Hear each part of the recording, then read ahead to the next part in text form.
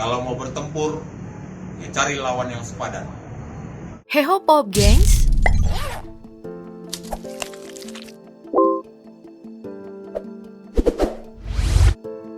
Upaya penyelamatan pilot Susi Air Philips Mertens dari sandraan anggota OPM di distrik Paro, Papua terus dilakukan. Nah, dari proses penyelamatan tersebut, ada satu nama yang menjadi sorotan. Dia adalah Brigadir Jenderal Juinta Omboh Sembiring yang dengan tegas mengutuk aksi dari kelompok kriminal bersenjata yang sudah jadi teror. Ia juga dengan tegas bilang kalau KKB harusnya cari lawan yang sepadan. Kalau mau bertempur, ya cari lawan yang sepadan. Siapa sebenarnya sosok Jenderal Bintang 1 ini dan bagaimana sepak terjangnya di tubuh Tentara Nasional Indonesia? Mari kita bahas. Juinta Omboh Sembiring adalah putra kelahiran Medan 8 Januari 1973. Dia adalah lulusan Akademi Militer tahun 1995 yang punya banyak prestasi di Kopassus, bagian dari Komando Utama Tempur yang dimiliki oleh TNI Angkatan Darat. Juinta Omboh Sembiring sudah lama menghabiskan masa dinasnya di Korps Baret Merah Kopassus dengan segudang prestasi yang pernah diraih selama bertugas, baik di dalam negeri maupun di luar negeri. Oke, aku akan jelaskan bagaimana jenjang karirnya selama menjadi anggota TNI. Lulus dari Akademi Militer tahun 1995, ia mengikuti pendidikan dasar para TNI Angkatan Darat, pelatihan yang fokusnya itu ground training dan penerjunan.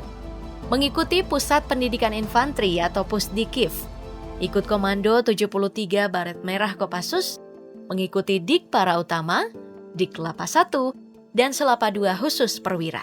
Lalu kursus Komandan Distrik Militer, Sekolah Staf dan Komando Angkatan Darat atau Seskoat, dan jadi lulusan terbaik di tahun 2009. Terus menjalani pendidikan reguler Sesko TNI di tahun 2018. Selama menjadi perwira militer, J.O. Sembiring juga mengemban banyak jabatan. Sebelum mengemban amanah sebagai Komandan Korem 172 Praja Wirayakti, sekaligus mendapat gelar Jenderal Bintang 1, Juinta Omboh Sembiring pernah menjabat sebagai Kepala Departemen Operasi Sekolah Staf dan Komando Angkatan Darat. Jadi lulusan terbaik saat mengikuti pendidikan kursus reguler 47 tahun 2009 di Sekolah Staf dan Komando Angkatan Darat.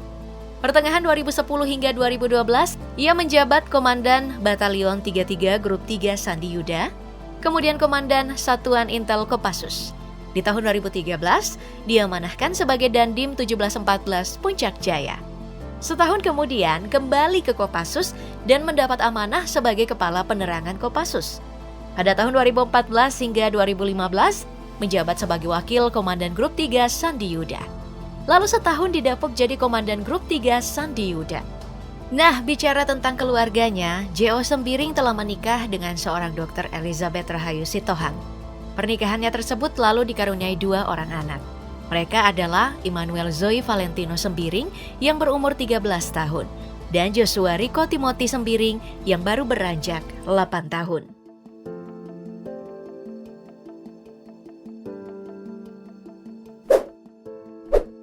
Sudah lama mengabdi dan menghabiskan masa dinasnya di Kopassus, sudah ada banyak penghargaan yang ia dapat. Mudah untuk tahu apa-apa saja prestasi yang dimiliki J.O. Sembiring.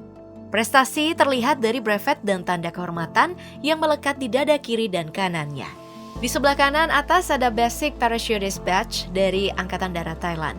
Penghargaan ini hanya didapat oleh prajurit yang terlatih sebagai penerjun payung militer. Di bawahnya ada penghargaan Basic Parachutist Badge dari Angkatan Darat Singapura dan Basic Parachutist dari Angkatan Darat Amerika. Di dada sebelah kiri juga tidak kalah mentereng. Ada brevet kualifikasi Komando Kopassus yang artinya J.O. Sembiring sudah pernah menyelesaikan pendidikan Komando Kopassus. Di bawah brevet kualifikasi Komando Kopassus ada brevet Jump Master yang artinya J.O. Sembiring juga ahli dalam hal penerjunan di TNI Angkatan Darat. Beberapa penghargaan lain yang diterima adalah Bintang Kartika Eka Paksinaraya, ada Satya Lancana Kesatria Yuda, Satya Lancana Kesetiaan 24 tahun, Satya Lancana Kesetiaan 16 tahun, Satya Lancana Kesetiaan 8 tahun, Satya Lancana Gerakan Operasi Militer 9 Raksasa Dharma, Satya Lancana Seroja, Satya Lancana Dharmanusa, Satya Lancana Wirakarya, dan Satya Lancana Dwidya Sista. Selama bertugas di Papua sebagai Danrem 172, Brigjen J.O. Sembiring bahkan diangkat sebagai anak adat Kerom dan Papua oleh masyarakat di sana karena masa baktinya selama bertugas di tanah Papua. Dengan pengalaman yang panjang di dunia, Kopassus dan sederet prestasinya, Juwinta Omboh Sembiring lalu ditunjuk langsung oleh Jenderal Andika sebagai Danrem 172 Prajawira Yakti. Tidak lama, ia juga langsung ditunjuk sebagai Komandan Komando Pelaksana Operasi atau Dankola Korps dalam operasi penyelamatan pilot Susi Air. Dia bahkan jadi pemapar tactical floor game pencarian pilot Susi Air. Dalam operasi ini, J.O. Sembiring berkolaborasi dengan Satuan Tugas Damai Kartens yang dipimpin oleh Komisaris Besar Polisi Faizal Rahmadani. Sayangnya dalam operasi ini, sejumlah TNI gugur. Tercatat ada 6 prajurit, 4 prajurit gugur dalam penyerangan di pos Mugimam di Nduga, Papua Pegunungan.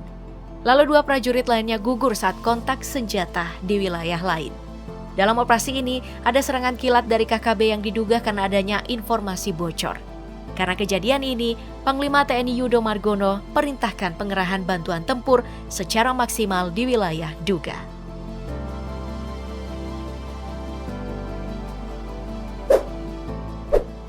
Tapi yang jadi masalah, selama proses upaya penyelamatan pilot Susi Air, TPNPB-OPM mengklaim kalau ada operasi militer yang dilakukan oleh TNI di tanah Papua. Padahal TPNPB-OPM mengklaim kalau Kapten Phillips, pilot Susi Air dalam keadaan baik-baik dan sehat-sehat. Dalam keterangan juru bicara TPNPB-OPM, Sebi Sambom, aparat militer melakukan pemboman di wilayah Nduga. J.O. Sembiring di banyak berita online membantah klaim Sebi Sambom kalau ada operasi militer yang dilakukan aparat di Nduga. Klaimnya, operasi yang dilakukan itu smart approach, yang artinya operasi dilakukan dengan penyergapan, penangkapan, penyerangan diikuti dengan pendekatan budaya dan religius. Menurut J.O. Sembiring, operasi dilakukan dalam rangka mendukung penegakan hukum kepada para pelaku teror. Oke, tidak ada operasi militer yang dilakukan oleh aparat militer menurut J.O. Sembiring. Tapi banyak yang menghubungkan setelah serangan kelompok kriminal bersenjata yang menewaskan anggota TNI menjadi penyebab 3 jenderal di wilayah Papua dimutasi. Kenapa dihubungkan? Karena pergantian tersebut tidak lama setelah penyerangan anggota TNI oleh KKB di Nduga. Salah satu jenderal yang kena mutasi adalah J.O. Sembiring yang digeser menjadi staf ahli Kasat. Artinya, J.O. Sembiring tidak lagi punya jabatan strategis. Selain Sembiring, 2 perwira lainnya yakni Letnan Jenderal Nyoman Cantiasa dan Mayor Jenderal Muhammad Saleh Mustafa juga ikut dimutasi. Kabarnya, ketiga perwira ini secara hierarkis terkait dalam operasi di wilayah tengah Papua, termasuk Nduga. Karena dimutasi dan jabatannya sebagai Danrem, secara otomatis jabatan Komandan Komando Pelaksana Operasi Pencarian Pilot Susi Air yang diemban J.O. Sembiring diserahkan ke pejabat baru Danrem 172 Prajawira Yuda, Kolonel Infantri Dedi Hardono.